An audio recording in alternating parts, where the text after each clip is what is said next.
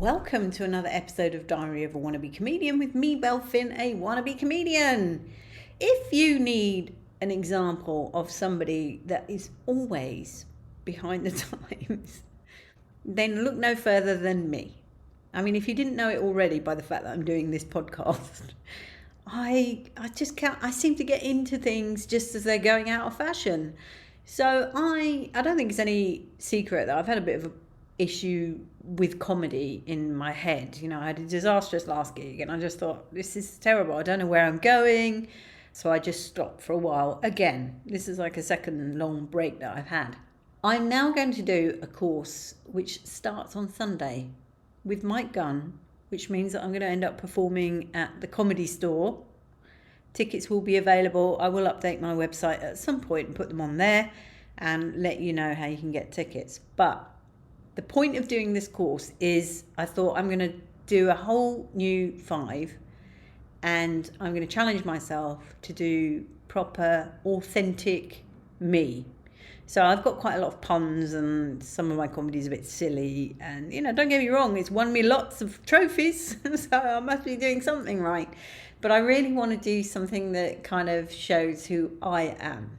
That real angry idiot that's inside me just bursting to come out, you know, kind of Rod Gilbert style. That's who I feel is in me. I don't know whether that will come out. But anyway, my whole point was do another 5 and do it that it's purely me and what I think and my opinions on stuff. So very, very authentic, because that to me was the name of the game. Then lo and behold, I read an article that says that kind of comedy is yesterday's news and the new comedy is character comedy. Like, you've got to be kidding me. You've got to be kidding me. Yeah, so apparently that is what everybody's wanting. The article did kind of allude to the fact they're wanting it and they don't know it, but it did talk about 2 particular comedians. One of them, I think, is a friend of mine. A friend of my friend, come on, Belle, use your words. I think she's the daughter of a friend of a friend. She was interviewed in this, along with this other guy.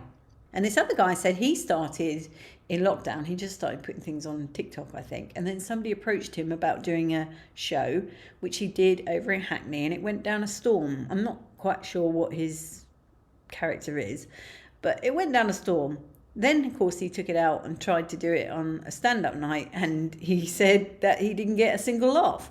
And it's like, yeah, I've seen those people. When you do open mics, I've been there, and there've been people trying to do character comedy, and it just never works. So I don't know whether it's gone. I just think it's different. But what they were saying is that character comedy was king at Edinburgh Fringe. You know, they're the ones that are sweeping the board, winning all the awards, so on and so forth. So, where does that leave me?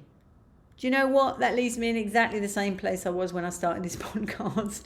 I'm just going to go ahead and I'm going to write my 5. And this 5 is going to be me and it is going to be my opinions. You know, I have started being braver with my opinions. You probably realised that on Monday. Challenging the establishment. Who'd have thought it? Yeah, why not? I'm just going to keep going. I don't know what character I would be if I wanted to do a character anyway.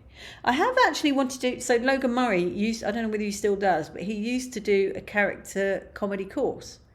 And I did want to do that course at some point, but I have no character in mind. I feel that you should know who you would be, and I just don't know who that would be. And if I did do that, then you're definitely going out more down the cabaret route, because it really doesn't work at normal stand-up nights. It just doesn't work. It needs to be on a curated night, I guess.